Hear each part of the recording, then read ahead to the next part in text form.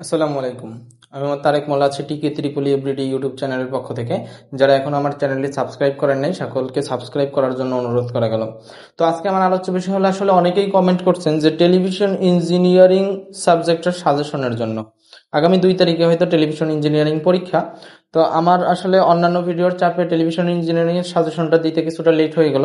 তো এখন যেই অনুযায়ী আপনাদের গাইডলাইন দেওয়া হবে ওই গাইডলাইন ফলো করলে তাহলে আপনি ইনশাল্লাহ 5টা কোশ্চেনের অ্যান্সার ঠিকঠাকভাবে করতে পারবেন। তো আমরা সর্বপ্রথম টেলিভিশন ইঞ্জিনিয়ারিং এর এই যে পাশে যে ব্লু কালারে লেখা, এইটা হলো আসলে টেলিভিশন ইঞ্জিনিয়ারিং এর হক পাবলিকেশনের অধ্যায় দেয়া। এখন আমাদের টেলিভিশন ইঞ্জিনিয়ারিং এর প্রথম যে প্রশ্ন রাখা হয়েছে সেটা হলো একটা টিভি ট্রান্সমিটারের সরলীকৃত ব্লক ডায়াগ্রাম চিত্র সহ লিখো। একটা টিভি ট্রান্সমিটার, এটা হলো প্রথম অধ্যায়ের একটা কোশ্চেন। তারপরে প্রথম অধ্যায়ে আরেকটা কোশ্চেন আছে যে টিভি সম্প্রচারে পৃথিবীর বক্রতার প্রভাব আলোচনা করো। এই যে টিভি সম্প্রচারে পৃথিবীর বক্রতার প্রভাব খুবই ইম্পর্টেন্ট একটা টপিক, মোস্ট ইম্পর্টেন্ট, কারণ এটা অনেকবার আসছে, অনেকবার। তো আপনি যদি এইটা অবশ্যই এই প্রথম অধ্যায় 3টা কোশ্চেনের ভিতরে সব থেকে বেশি গুরুত্বপূর্ণ থাকবে টিভি সম্প্রচারে পৃথিবীর বক্রতার প্রভাব আলোচনা, এটা সব থেকে বেশি গুরুত্বপূর্ণ। এখন কেউ যদি চান রিস্ক নিতে যে না আমি প্রথম অধ্যায়ে স্যার 3টা প্রশ্ন দিছে আমি একটা প্রশ্ন পড়বো, তাহলে আমার প্রথম অপশন থাকবে অবশ্যই আপনি এই টিভি সম্প্রচারে পৃথিবীর বক্রতার প্রভাব, এইটা আপনি রাখবেন যদি রিস্ক নিতে চান। কিন্তু আমি তো টোটাল বই থেকে মাত্র 14টা প্রশ্ন রাখছি, তো আহামরি খুব বেশি রাখি নাই, বেশি রাখছি? তোরাই বল, যদি বেশি রাখি তাইলে বলতে পারোস, কিন্তু 14টা কোশ্চেন, মাত্র 14টা কোশ্চেন যদি ক্যারি না করতে পারো তাইলে তো আসলে ওই পড়ালেখা করে কোনো লাভ নাই। মাত্র 14টা কোশ্চেন। তো তার ভিতরে আসে না অনেক দুর্বল শিক্ষার্থী থাকে যে না আমি প্রথম অধ্যায় থেকে 3টা না আমি একটা পড়বো, আমি রিস্ক নিব। এখানে আমি বলতে পারি 3টার ভিতরে একটা 100% কমন থাকবে ইনশাআল্লাহ, কিন্তু এখানে আপনি 3টার ভিতরে পড়তে চাইতেছেন যে না আমার একটা পড়বো, একটাই যেন কমন পড়ে। ওই রকমের কোশ্চেন হলো টিভি সম্প্রচারে পৃথিবীর বক্রতার প্রভাব আলোচনা। আর প্রথম অধ্যায় থেকে আরেকটা কোশ্চেন রাখা হয়েছে এম এ টিভির ব্লক ডায়াগ্রাম সহ চিত্র সহ বর্ণনা করো। এটাও মোস্ট ইম্পর্টেন্ট একটা টপিক। তাহলে আমাদের প্রথম অধ্যায় থেকে এই 3টা কোশ্চেন পড়লে একটা কোশ্চেন কমন থাকবে ইনশাল্লাহ। তার ভিতরে বেশি ইম্পর্টেন্ট হলো টিভি সম্প্রচারে পৃথিবীর বক্রতার প্রভাব আলোচনা করো। পরবর্তীতে দ্বিতীয় অধ্যায় থেকে আমরা কোনো রচনামূলক ইম্পর্টেন্ট ব্রড কোশ্চেন আমরা খুঁজে পাই নাই, এই কারণে দ্বিতীয় অধ্যায় থেকে কোনো কোশ্চেনও রাখা হয় নাই। 3 নম্বর অধ্যায় থেকে গামা কারেকশন কি, গামা কারেকশনের প্রয়োজনীয়তা ব্যাখ্যা করা, একটা ভালো একটা ইম্পর্টেন্ট টপিক তৃতীয় অধ্যায় থেকে, যে গামা কারেকশন কি, গামা কারেকশনের প্রয়োজনীয়তা ব্যাখ্যা করো। তারপরে কম্পোজিট ভিডিও সিগন্যাল চিত্র সহকারে বর্ণনা করো, মোস্ট ইম্পর্টেন্ট একটা টপিক। চতুর্থ অধ্যায়ের একটা ব্রিফ কোশ্চেন যেটা থিওরি টাইপের হয়, চিত্রটা মোস্ট ইম্পর্টেন্ট। আপনাদের একটা সিক্রেট বলে রাখি যে আসলে এই টেলিভিশন ইঞ্জিনিয়ারিং এ বেশিরভাগই চিত্র, কোনো ইকুয়েশন নাই, কোনো ম্যাথ নাই, 2-একটা ইকুয়েশন হয়তো আছে। তাহলে আপনার বেশি গুরুত্ব প্রদান করা হয় এখানে চিত্রের উপরে। আপনি চিত্রটা ভালো করে আঁকান, চিত্রটা একদম স্যারের মন মতো করে আঁকান, স্যার যেন দেখলেই দিল খুশ হয়ে যায়, অর্থাৎ মন খুশি হয়ে যায়।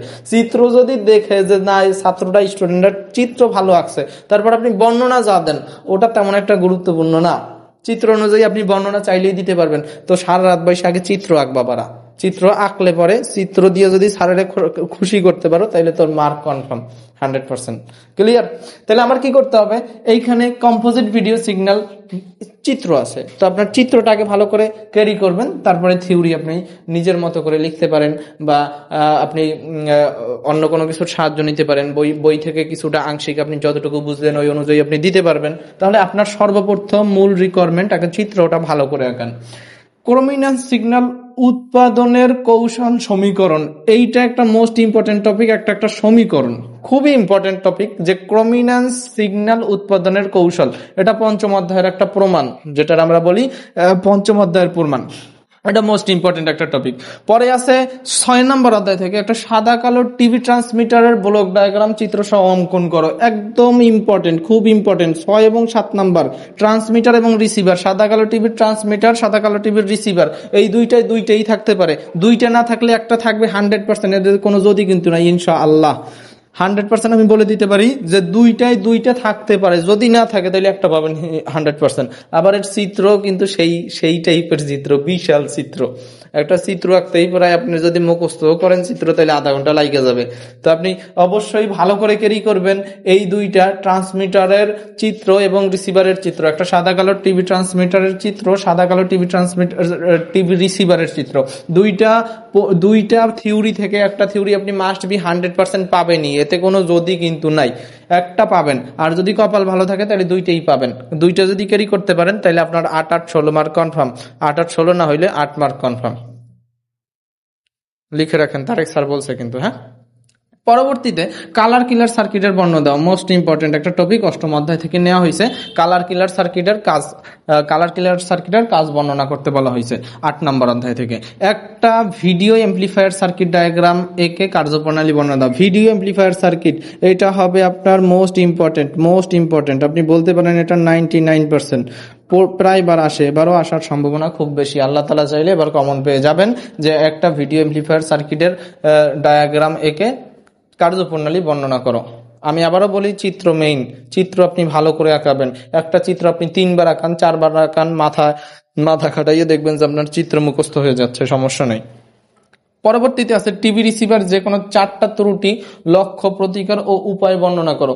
এটাই আসলে কোনো কিছুই নাই, এটা শুধু থিওরি, কোনো চিত্র নাই, কিছু নাই। এটা আপনি খুব সহজে ক্যারি করতে পারবেন যে একটা টিভি রিসিভারের যে কোনো 4টি ত্রুটি, অর্থাৎ একটা টিভি রিসিভারের কি কি সমস্যা হইতে পারে ওরকমের 4টা সমস্যা বের করবেন।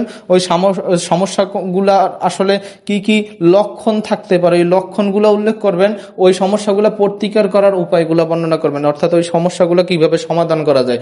এগুলো আপনি বই থেকে যদি একবার পড়েন বা 2 বার পড়েন তাইলে আপনি পারবেন ইনশাল্লাহ, কোনো সমস্যা হবে না। এটা একটা মোস্ট ইম্পর্টেন্ট টপিক। এলইডি টিভির গঠন ও কার্যপ্রণালী, মোটামুটি ইম্পর্টেন্ট একটা টপিক। এলইডি টিভির গঠন ও কার্যপ্রণালী 10 নম্বর অধ্যায় থেকে নেওয়া হয়েছে।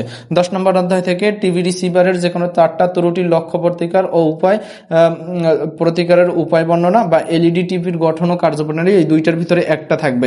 যারা রিস্ক নিতে চান তারা অবশ্যই টিভি রিসিভারের যে কোনো 4টা ত্রুটি, লক্ষণ এবং প্রতিকারের উপায়, এইটা আপনারা ভালো করে ক্যারি করবেন যারা রিস্ক নিতে চান। আর যারা রিস্ক নিতে চান না তারা অবশ্যই দুইটাই ভালো করে ক্যারি করবেন।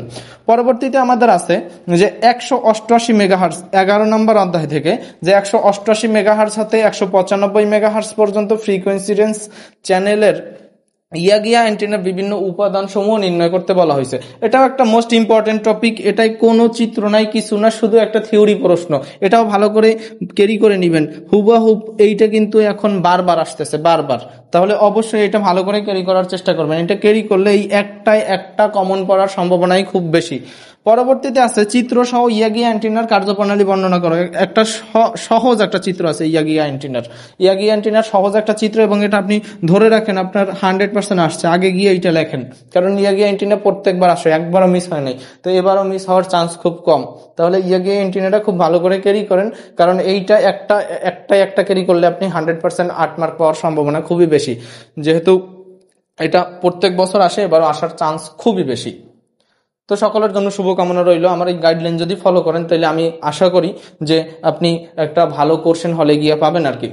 তো যদি আমার ভিডিও দ্বারা আপনারা উপকৃত হয়ে থাকেন তাহলে সকলের কাছে অনুরোধ থাকবে যে আপনারা যেভাবে উপকৃত হচ্ছেন আপনার ফ্রেন্ড সার্কেল যেন এইভাবে একইভাবে উপকৃত হতে পারে সেই সুযোগটা করে দিবেন।